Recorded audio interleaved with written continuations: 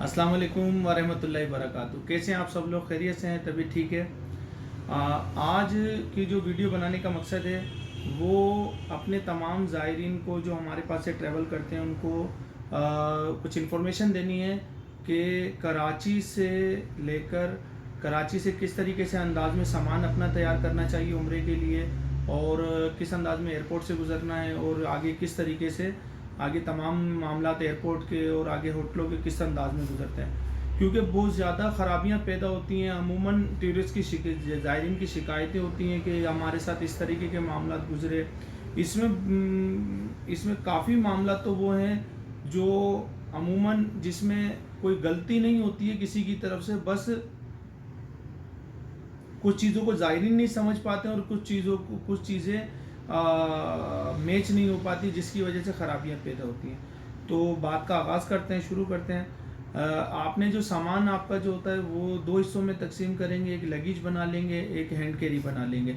Luggage के अंदर अपना नील कटर, सीज़र, चम्मच, प्लेट, इस तरह की जो भी चीज़ है, लोहे की कोई भी चीज़ है, वो लगेज में रखेंगे। हैंड कैरी नहीं, हैंड कैरी में जो हाथ में जो आप बैग लेंगे ना, वो आप जो है वो उसमें कोई ऐसा सामान नहीं रखेंगे। नील कटर और परफ्यूम वगैरह, बॉडी स्प्रे वगैरह, ये भी सब लगेज में रखेंगे। हैंड कैरी में अपना इस तरह का कोई सामान नहीं रखेंगे। हैंड कैरी में सिर्फ अपने ज़रूरी कागजात वगैरह, या रास्ते में कोई आपने कोई दवाई वगैरह इस्तेमाल करनी, इस तरह की चीज़ हो गई, या छोटी मोटी कोई ज़रूरत की चीज़ हो गई, तकिया वगैरह हो गया, इस तरह कोई चादर वादर, इस तरह की चीज़ें रखनी है। और मेडिसिन के लिए कोई सी भी मेडिसिन इस्तेमाल करते हैं वो अपने डॉक्टर से अपने हिसाब से लिखवा लीजिए, और इतनी क्वांटिटी में लीजिए जितने दिन आप जा रहे हैं। जितने, मिसाल के तौर पे 20 दिन के लिए अमूमन सफ़र होता है तो 23-24 दिन की दवाई आप लेकर जाइए ज़्यादा से ज़्यादा, और डॉक्टर से लिखवा लीजिए। उल्टी, नज़ला, ज़ुकाम, पेट दर्द, जिस्म दर्द, इस तरह की मोशन वगैरह, इस तरह की जो है मेडिसिन लेकर जाएंगे, और अपनी तबीयत के मुताबिक लेकर जाएंगे, और कुछ क्वांटिटी में इसको भी रखेंगे अपने पास। कागजात जो भी हैं, वीज़ा है, इस वक्त जो वीज़ा लग रहा है वो पेपर वीज़ा है, यानी कि ई वीज़ा होता है। इसी तरीके से टिकट है, होटल का वाउचर है, मुकीम का वाउचर है, और इन तमाम चीज़ों की फ़ोटो कापियाँ 3-3 सेट बना लेंगे। एक सेट अपने घर पर अपने बच्चों के पास रख देंगे, एक सेट अपने हैंड कैरी में, और एक अपने लगेज में रख लेंगे, ताकि अल्लाह ना करे कि कोई ख़राबी की सूरत हो तो आपके पास फ़ोटो कॉपियाँ मौजूद हों। और अपने मोबाइल में भी इसको सेव कर लेंगे। एक मोबाइल, एंड्रॉयड मोबाइल अपने साथ लेकर जाएंगे, जिसको जाने से पहले, क्योंकि अमूमन हमारे यहाँ बुज़ुर्ग सफ़र करते हैं, तो जाने से पहले उसको चलाना भी सीख लीजिए। क्योंकि आप जब चलाना सीख लेंगे तो व्हाट्सएप वगैरह आप वहाँ पे चलाएंगे तो आपकी फैमिली से रब्ता हो पाएगा फ्री ऑफ कॉस्ट आपको इंटरनेट के ज़रिए। अच्छा, फैमिली से गुजारिश है कि अपनी फैमिली उनको आप VNP जो है वो भी लोड करके दें, क्योंकि वहाँ जो है वो व्हाट्सएप पे कॉल नहीं लगती है, तो VPN जो होता है वो उसको वो कनेक्ट करेंगे तो वो कॉल हो पाएगी। तो तमाम तरीक़ेकार समझा दें अपनी फैमिली को। कुछ पैदल चलने के हिसाब किताब आप बनाइए। पैदल चलने, जितना ज़्यादा से ज़्यादा पैदल चलेंगे उतना ही आपके लिए फ़ायदेमंद है। वहाँ पर इबादत में आपको बहुत ज़्यादा लुत्फ़ आएगा। अच्छा, अब आप सामान तैयार कर लिया आपने, सब चीज़ें आपने अपनी एक मरतबा चेक कर लीजिए। अपने बैगों पे अपना नाम लिख लीजिए, और अपना एड्रेस वगैरह, अपनी पहचान कुछ लगा लीजिए। अमूमन हमारे यहाँ कुछ की अलग से रंग की रस्सी बांधी जाती है, वो कर लीजिए, कपड़ा बांध दिया जाता है, ताकि आसानी वाली सूरत बन जाए आपके लिए। और अपना मोबाइल नंबर भी बैग पर लाजमी, जो लगेज होता है उसमें बैगेज जो होता है उस पर लिख दीजिए आप अपना। आपका जो फ़्लाइट टाइम है उस टाइम से 4 घंटे पहले आपने एयरपोर्ट पहुंचना है। 4 घंटे का मतलब ये है कि 1.5 घंटे पहले इंटरनेशनल फ़्लाइट की बोर्डिंग बंद हो जाती है। बोर्डिंग ये होती है कि फ़्लाइट से पहले एक बोर्डिंग सिस्टम होता है, जो बोर्डिंग कार्ड वगैरह, बोर्डिंग बंद हो गई तो समझ लें फ़्लाइट क्लोज़ हो चुकी है आपकी। तो सारा पैसों का इन्हिसार इसी पर डिपेंड करता है। अच्छा, आपने अपने हाथ में, आपने अपनी जेब, शनाख्ती कार्ड अपने घर रख कर जाइएगा, और वैक्सीनेशन का जो कार्ड है आपका, जो गवर्नमेंट की तरफ से जो जारी किया गया नादरा का जो कार्ड है, वो अपनी जेब में रखिए।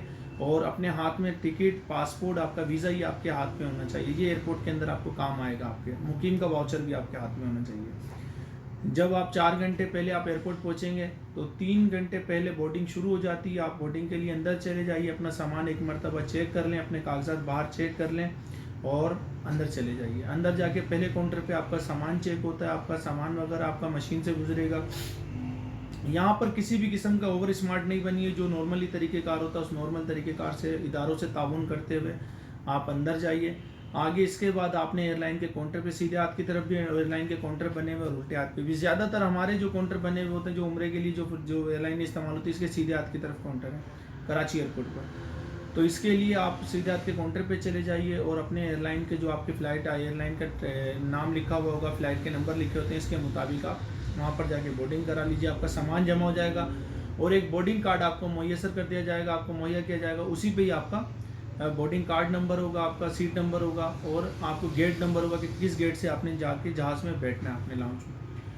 اب یہاں سے آپ نے اپنا سامان آپ کا چیک یہاں پہ اچھے طریقے سے توجہ سے دیکھ لیجیے. آپ کا سامان چیک ہو گیا, آپ کو ٹیگ وغیرہ مل گیا, آپ کو سب چیزیں, تاکہ اچھے طریقے سے آپ کے معاملات چیک ہو جائیں, اپنا بورڈنگ کارڈ نام وغیرہ چیک کر لیں. اب یہاں سے آپ نے امیگریشن کے کاؤنٹر پہ جانا ہے, لائن میں لگنا ہے اور امیگریشن سے آپ نے ہو کر گزرنا ہے.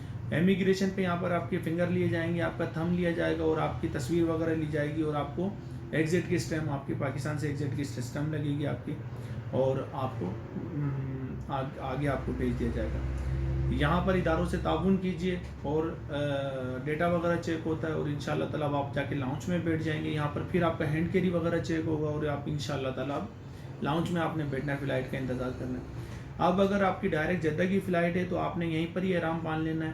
بہتر تو یہ ہے کہ گھر سے احرام باندھ لیجئے, نوافل بھی گھر پر ہی ادا کر لیجئے. نہیں تو اب یہاں پر آپ نے آخری جگہ یہاں پر احرام باندھ لینا, آپ نے نوافل پڑھ لینا آپ نے, اور عمرے کے احرام کی نیت نہیں کریں گے.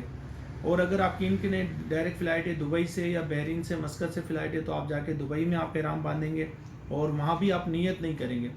جب جہاز جدہ کے لیے اڑ جائے گا جب آپ نیت کریں گے اور لبیک اللہم لبیک 3 مرتبہ پڑھیں گے. خواتین اتنی آواز میں پڑھیں گی کہ برابر والا اپنے کان سن لے, اور مرد اتنی آواز میں پڑھیں گے کہ اپنے کان برابر والا سن لے. اور انشاءاللہ تعالی اب آپ احرام کی حالت میں آ گئے. اب عام زندگی میں کچھ جو چیزیں حلال تھی اب آپ پر حرام ہو جائیں گی اور آپ احرام کی حالت میں آ جائیں گے. اس کے لیے آپ عالم دین سے لازمی سمجھ لیجئے تاکہ کوئی بھی شرعی پکڑ سے آپ بچ سکیں. انشاءاللہ تعالیٰ فلائٹ آپ کو جدہ پہنچا دے گی. جدہ ایئرپورٹ پہ اترنے کے بعد آپ کی امیگریشن ہوگی, آپ کی انٹری کی اسٹمپ لگے گی, فنگر ہوں گے آپ کے, تصویر بنے گی اور آپ سامان لے کر باہر آ جائیں گے.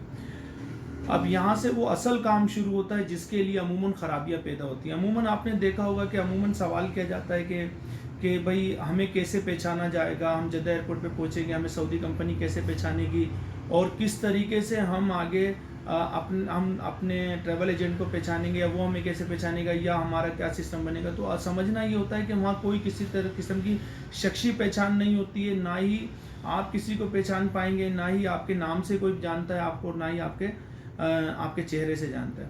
وہاں پر پہچانے آپ کے کاغذات کے حساب سے آپ کو پہچانا جائے گا. کاغذات کا یہ مطلب ہوتا ہے کہ آپ کے ویزے پہ سعودی کمپنی کا نام لکھا ہوا ہوتا ہے. اب آپ جب باہر آئیں گے تو دیکھیں گے سامنے ہی سعودی گورنمنٹ کے وزارت کے لوگ کھڑے ہوئے ہوتے ہیں, وہ آپ سے آپ کا ویزا مانگیں گے. ویزا ان کو دے دیجئے, ویزا دکھا دیجئے, وہ آپ کو اس پہ سعودی کمپنی کا نام لکھا ہوا, وہیں پر ہی سعودی کمپنیوں کے ملازمین کھڑے ہوئے ہوتے ہیں, وہ آپ کو ڈرائیور کے حوالے کر دیں گے اور اب آپ کا گروپ مکمل ہونے پہ آپ کو انشاءاللہ تعالی جدہ سے مکہ لے کر جائیں گے. یہاں ایک بات ذہن نشین کریں گے کہ سعودی گورنمنٹ کی طرف سے جو قوانین ہیں اس کے اندر کچھ جو معاملات ہیں اس میں سب سے بڑا پہلو یہ ہے کہ جدہ ایئرپورٹ کے اندر کوئی بھی پاکستانی کمپنی کا ملازم اندر نہیں آ سکتا, صرف سعودی کمپنی کے لوگ ہی وہاں پر ہینڈل کرتے ہیں. اور گھبرانے کی کوئی بات نہیں ہے, آپ سے کوئی ویزا پاسپورٹ اگر مانگتا ہے تو اس کو دکھا دیجئے, کیونکہ وہاں پہ صرف وہی آدمی آپ کے ویزے پہ ہاتھ ڈالے گا جس کا اس کا کام ہے, نہیں تو کوئی آپ کو پریشان کرے گا. اب یہاں پر آپ اپنے بس کا گاڑی کا انتظار کیجئے اور ایک اہم کام یہ کر لیجئے کہ آپ سم یہاں پر خرید لیجئے. یہ سب سے اچھی اور مین سب سے اہم کام ہے, اس چیز کو اہمیت کے حامل ہے کہ آپ نے سم خریدنی ہے یہاں پر, اور سم خرید کے آپ انہی سے ہی سم آن کروا لیجئے. زین کمپنی کی خرید لیجئے, اس کا نیٹ ورک بہت اچھا ہوتا ہے, پیکیجز بھی اچھے ہوتے ہیں, اور انشاءاللہ تعالی انہی سے ایکٹیو کروا لیجئے سم. اب کیونکہ ایکٹیو ہو جائے گی تو ایکٹیو ہونے کے بعد پہلا کام یہ کیجئے کہ اپنے گھر والوں کو فون کر لیجئے تاکہ وہ مطمئن ہو جائیں, اطمینان ہو جائے کہ بھائی کہ ہمارے گھر والے خیر عافیت سے پہنچ گئے, اور آپ بھی اطمینان ہو جائے گا آپ کو بھی کہ بھائی کہ میری سم ایکٹیو ہو گئی ہے. کیونکہ عموماً کیا ہوتا ہے کہ ہم سم تو لگوا لیتے ہیں لیکن اس کو چلا کر نہیں دیکھتے ہیں, پھر کیا خرابیاں آتی ہیں. عموماً پھر ہمیں جانا پڑتا ہے فرنچائز جانا پڑتا ہے، پھر وہاں 10-20 ریال کا خرچہ بھی ہوتا ہے، لائنوں میں بھی لگنا پڑتا ہے اور گھر والوں سے کانٹیکٹ بھی نہیں ہو پاتا.